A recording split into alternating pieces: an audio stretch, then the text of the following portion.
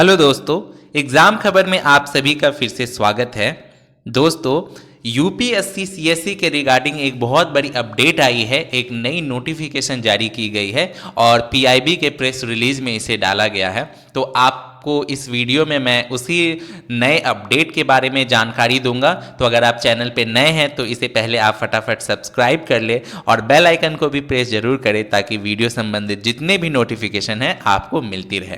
तो दोस्तों, यूपीएससी के रिगार्डिंग जो नई अपडेट आई है, नई प्रेस रिलीज आई है, इसमें जो यूपीएससी में आईआरएमएस यानी कि इंडियन रेलवे मैनेजमेंट सर्विस की जो पोस्ट होती थी उसके लिए एग्जाम अलग से कंडक्ट करवाने के बारे में है। जी हाँ दोस्तों, जैसा कि 2022 में आईआरएमएस की जो पोस्ट थी उसके लिए यूपीएससी का जो एग्जाम होता है जनरली सीएससी का, उसके तहत ही पोस्ट दिया गया था, यानी कि उसमें जो जिन्होंने अपना प्रेफरेंस दिया था और रैंक वाइज जो है सीट अलॉट कर दिए गए थे। लेकिन इस बार जो है ऐसा नहीं होगा।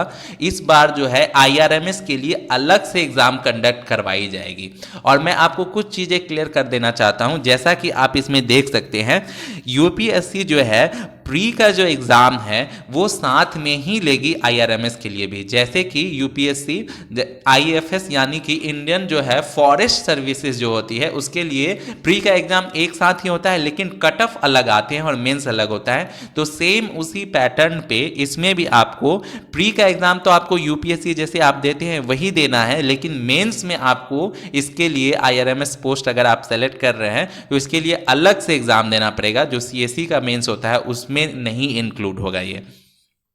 तो उसका मैं आपको पैटर्न बता दूं दोस्तों। तो उसमें जो मेंस का एग्जाम होगा आईआरएमएस पोस्ट के लिए, उसमें 4 पेपर ही होंगे दोस्तों। 4 पेपर कंसिस्ट करेंगे, 4 पेपर होंगे जिसमें रिटन होगा ये एग्जाम।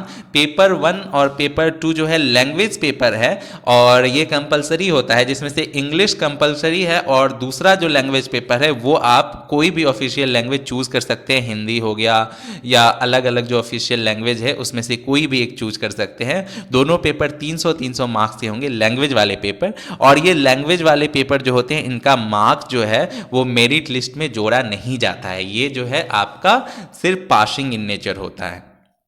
उसके बाद जो पेपर है वो है आपका ऑप्शनल पेपर, जिसके 2 पेपर होंगे और एक ऑप्शनल सब्जेक्ट आपको चूज करना है जिसके कि 2 पेपर होंगे 250 मार्क्स के। तो मेंस में यानी आपको सिर्फ ये ऑप्शनल पेपर का मतलब मेरिट में इंक्लूड किया जाएगा, क्योंकि जो लैंग्वेज पेपर है उसका मार्क्स तो इंक्लूड नहीं किया जाता है मेरिट में। तो मात्र आपको ऑप्शनल का पेपर देना है जिसमें कि 2 पेपर हैं।